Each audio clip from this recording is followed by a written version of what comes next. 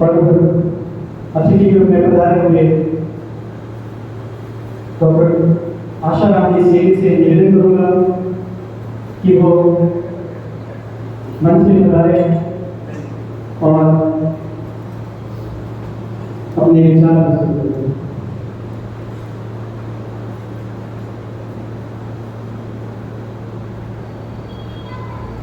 भारत माता की जय।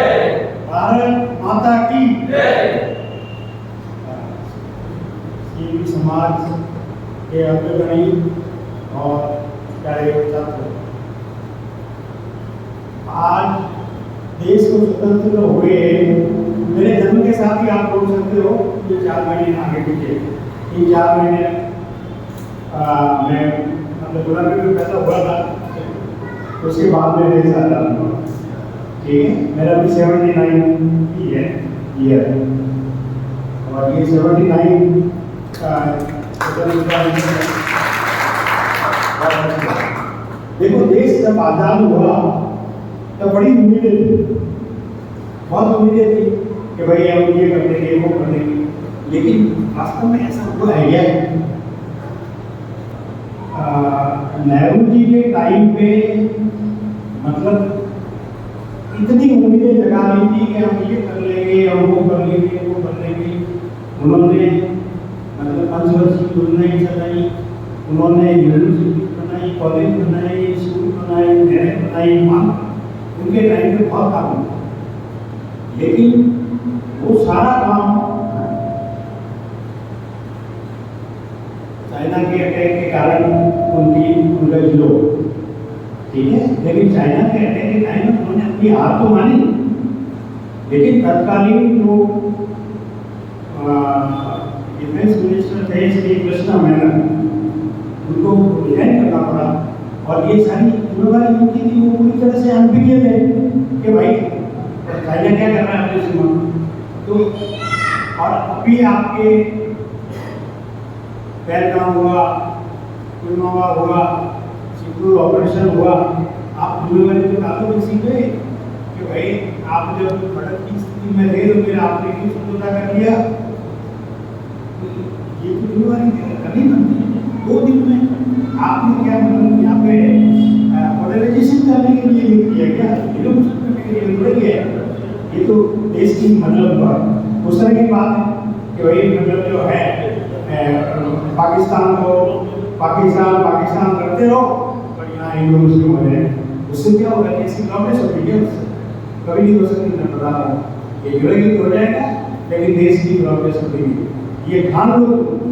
मतलब इसमें इस कंफ्यूजन में मत पड़ो, सोशल मीडिया पे मत जाओ, तुम चिंतन करो, एनालाइज करो कि भाई ये वास्तविक स्थिति क्या है। ठीक है, अंग्रेजों ने जब देश आजाद हुआ, अंग्रेजों ने चाल चली, जो कट्टरवादी, चाहे भले वो हिंदू हो या कट्टरवादी मुस्लिम हो, ठीक है ना, वो दोनों को भिड़ाया। इसलिए भिड़ाया कि भाई ये लोग मतलब ऐसा लड़ा के रखेंगे तो ये देश संभल नहीं पाएगा, नहीं समझ पाएगा तो फिर हमें आने का मौका मिलेगा। ये उनकी ऐसा मतलब उनकी सोच थी। हालांकि ऐसा हुआ नहीं, लेकिन देश तो छिन्न हो गया, देश तो वेस्ट से लेकर ईस्ट तक खंड हो गया। मतलब देश पूरी भारत माता लाल हो गई। मतलब कई हिंदुओं का और कई मुसलमानों का सबका खून था, जिसका भी बहा वो भारतवासी। ठीक है ना, आपको ये नहीं बोलना। तो अच्छा, अब आप प्रोग्रेस की बात करते हो, मतलब कितनी हम लोग अभी भी जॉब करते हैं या नहीं करते? हम लोग अभी भी मतलब उनको अपने साथ नहीं बैठाते, उनसे शादी भी नहीं करते, उनको बुलाते नहीं, तो फिर मतलब अभी पूरी तरह से मतलब हालांकि शहरों में थोड़ा सा ठीक है, लेकिन गाँव में तो अभी भी बहुत ज़्यादा है स्वतंत्रता की भावना। तो जब तक ये नहीं मिलेगी तब तक कोई उसका मतलब नहीं। शिक्षा आज क्या होगी? ये शिक्षा बताइए आपको। शिक्षा हमारे टाइम के जो मैट्रिक वाले हैं, ग्रेजुएशन वाले हैं, उस टाइम सिर्फ मेरिट के हिसाब से मतलब एडमिशन हुआ करते, चाहे वो 10th की मेरिट हो, 12th की मेरिट हो, आपको कॉलेज में एडमिशन हो जाएगा, मेडिकल कॉलेज में हो जाएगा, इंजीनियरिंग कॉलेज में एडमिशन हो जाएगा, मतलब आपकी मेरिट लिस्ट। अब उन्होंने कुछ स्वार्थी तत्वों ने ये मतलब इस तरह के क्वेश्चन चलाए, कैसे वो मतलब जो आजकल आते हैं जिसमें मैनिपुलेशन पॉसिबल, ये मतलब जो है कितने पेपर ठीक हो गया। और मतलब क्या आप किस लिए पढ़ते हैं? बेरोजगार होने के लिए पढ़ते हो क्या, या आत्महत्या करने के लिए पढ़ते हैं? आप कितने बच्चे आत्महत्या करते, कितने कोटों में कितने आत्महत्या होती है आपको? तो ये सब चिंतन करने के काम। और सिमिलरली चिकित्सा के क्षेत्र में देखो, मैं तो एक ही बात बताता हूँ कि उस टाइम भारत में बाधा हुआ था, टीबी उन्मूलन कार्यक्रम चला था, मलेरिया एरिडिकेशन प्रोग्राम चले थे। मतलब ये इरादा था कि भाई हम टीबी पे और मलेरिया पे काबू पा लें। अब ये सब ढीले पड़ गए, हम सब नहीं। अब टीबी भी चल रही है, मलेरिया भी वापस हो रहा है। एक टाइम पे मलेरिया खत्म हो गया, 10 साल तक 60 से 70 तक मलेरिया अपने देश में नहीं, ये 70 के बाद में वापस आया है और अब ये बढ़ते गए। टीबी तो पूरे देश से कभी खत्म हुई नहीं, आज भी मलेरिया की बड़ी बहुत है। तो हम लोग शिक्षा के क्षेत्र में बह गए, हम लोग स्वास्थ्य के क्षेत्र में बह गए। ऐसे सोशल मीडिया पे कुछ कहने से ये हो जाएगा, हमारी इकोनॉमी इतनी ग्रो कर गई, हमारा वो हो गया, वो हो गया। देखो सिंधु के टाइम कितने जैसा ना आपका साथी, आप तुम इसी राष्ट्रपति को गले लगाओ, हमें कोई दिक्कत नहीं, लेकिन मतलब आपको बेवकूफ तो नहीं बनाए। आप देश को रिप्रेजेंट करते हो, आपको यकीन नहीं हो, आप देश को रिप्रेजेंट करते हो, आपकी प्रशंसा करे या नहीं करे, देश की प्रशंसा होगी। मतलब वहाँ पे कोई अगर आपके नारे लगा दे मोदी मोदी तो आप बड़े हो गए देश, ऐसा नहीं है।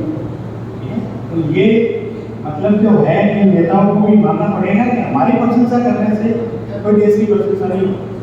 अब देखो अमेरिका ने हाथ दिखा दी, अमेरिका ने हाथ दिया, आपके इकोनॉमी के बल्ला कट जाए। अच्छा, खेती के क्षेत्र में आपने क्या किया? नेहरू के टाइम में हरित क्रांति हुई, श्वेत क्रांति हुई। आज क्या हाल है? मतलब आज किसान के क्या हाल? किसान खाना भी खा सकता है दोनों टाइम का, और सभी खेती छोड़ के आप लोग भी पढ़ने आ गए। क्यों पढ़ने आ गए? क्योंकि खेती में तो गुजारा ही नहीं। तो ये हालत मतलब जो हो गई है, इसके लिए मतलब जिम्मेदारी तो लेनी चाहिए ना। तो ये मतलब अभी ओवरऑल अपन कह सकते हैं कि देश का कोई बेड़ा पार नहीं हुआ है, भगवान माने, लेकिन ठीक होगा। अब मैं आपको हालांकि रिपीट है, लेकिन मैं 1962 में आप जानते हो चाइना ने अटैक किया था और अपने देश के कई लोग शहीद हुए थे, कई सैनिक। तो एक शहीद की भावना जो सीमा में लड़ता है उसकी क्या होती है, वो इस गाने में आपको मैं प्रस्तुत कर चले हम पिता जान तन साथियों, अब तुम्हारे हवाले वतन साथियों। सांस रुकती गई, नब्ज थमती गई, फिर भी बढ़ते कदम को न रुकने दिया। थक गए सर हमारे तो कुछ गम नहीं, सर हिमालय का हमने न झुकने दिया। मरते मरते कहावत साथियों, अब तुम्हारे हवाले वतन साथियों। कर चले हम विदा जन्म तन साथियों, अब तुम्हारे हवाले वतन साथियों। जिंदा रहने के मौसम बहुत है, मगर जान देने की रोज आती ही नहीं। हुस्न और इश्क दोनों को रुसवा करे, वो जवानी जो घूमे नहाती नहीं। आज धरती बनी है दुल्हन साथियों, अब तुम्हारे हवाले वतन साथियों। कर चले हम खुदा साथियों, अब तुम्हारे हवाले वतन साथी।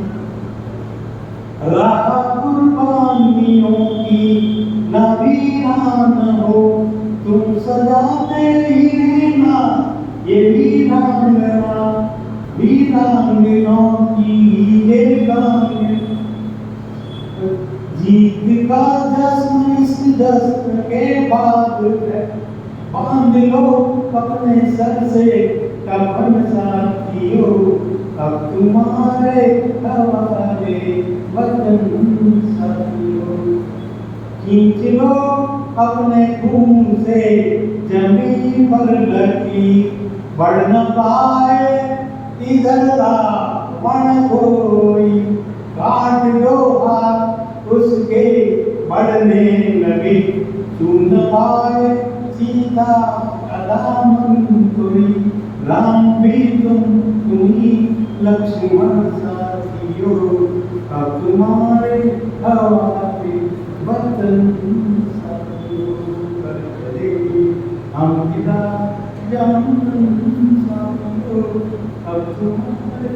इस गाने में आपको सब कुछ दर्शित होता है, ठीक है। जिन्होंने जो कुर्बानियाँ की हैं, तो मतलब युवाओं के लिए आपके भरोसे छोड़ गए जिन्होंने भी कुर्बानियाँ की।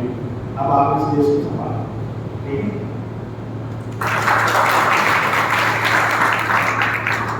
बहुत बहुत धन्यवाद सर।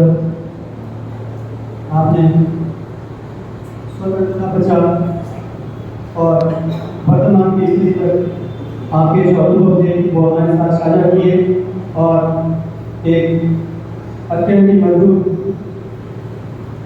देशभक्ति गीत हमारे सामने प्रस्तुत किया। अब कार्यक्रम को आगे बढ़ाते हुए मैं अतिथि महोदय श्रीमान गजानन जी चौधरी साहब, रिटायर्ड IAS ऑफिसर, उसे निवेदन करूँगा कि वो आगे आए और मैं वक्तव्य